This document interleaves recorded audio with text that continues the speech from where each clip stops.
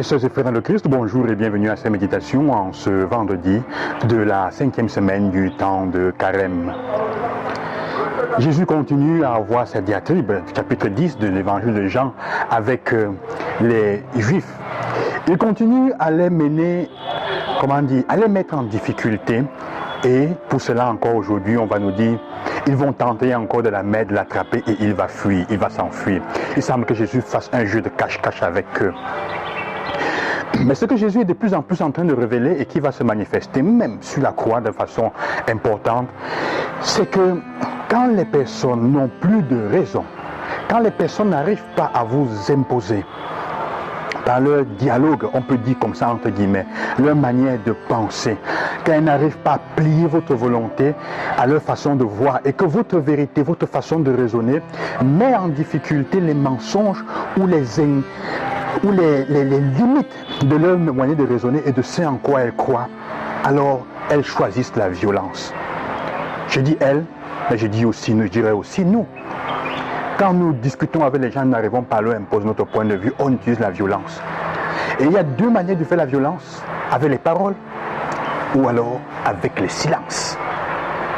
Oui, dans nos familles, dans nos communautés, dans nos relations, nous utilisons soit la violence des paroles pour obliger les personnes, pour chercher à mettre les personnes dans un état de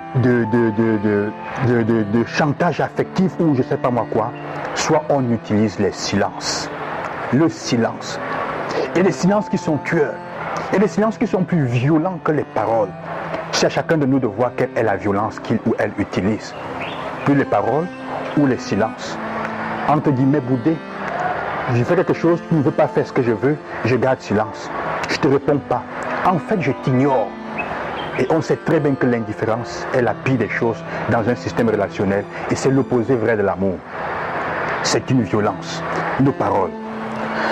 Alors, la deuxième chose, c'est donc que la première lecture aussi nous fait comprendre cette dimension-là. La violence parfois aussi est manifestée, et la violence, la pire des violences, la violence de ceux qu'on appelle ou on considère comme les amis. C'est ce que Jérémie vit dans la première lecture, où ses amis lui disent, le texte nous dit, tous mes amis guettent mes faux pas.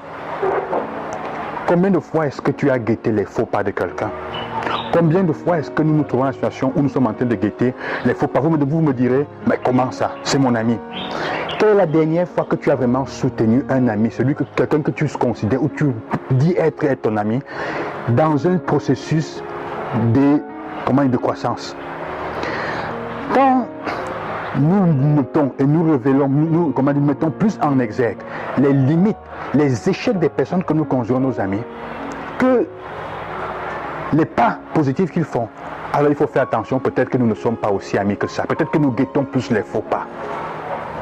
Quand dans ta situation avec quelqu'un, tu te rends compte qu'on ne t'a pas soutenu pendant longtemps, et autour de toi, les gens parfois font tout, ils ne te soutiennent, tu veux t'émerger, tu veux aller de l'avant, mais tu vois qu'on fait semblant de t'aimer, mais on ne te pousse pas, on ne t'encourage pas, parce qu'il faut que tu restes dans la même situation que les autres.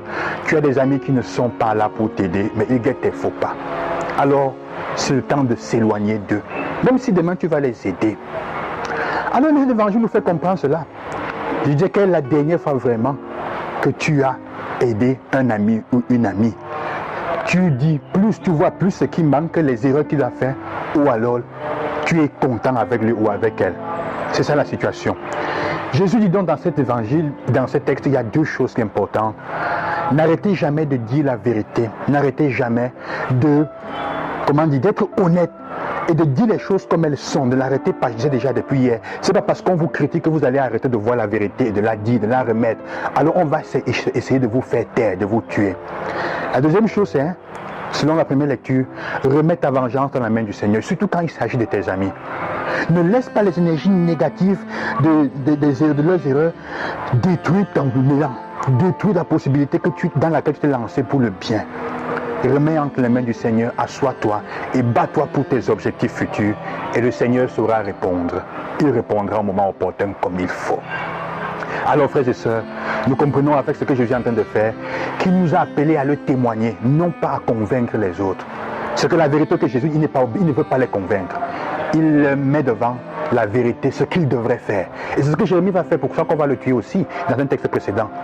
hein, il nous fait comprendre que nous sommes en train d'aller contre les valeurs que nous avions choisies. On va dire, c'est ça. Quand les gens ne sont plus convaincus, quand ils n'arrivent pas à te convaincre avec d'autres moyens, d'imposer leur volonté, ils veulent te faire. On commence la violence. Nous commençons la violence. Jésus ne nous envoie pas pour convaincre, mais pour témoigner de lui. Que le Seigneur vous accompagne et qu'il vous bénisse. À demain, le soir, Jésus-Christ.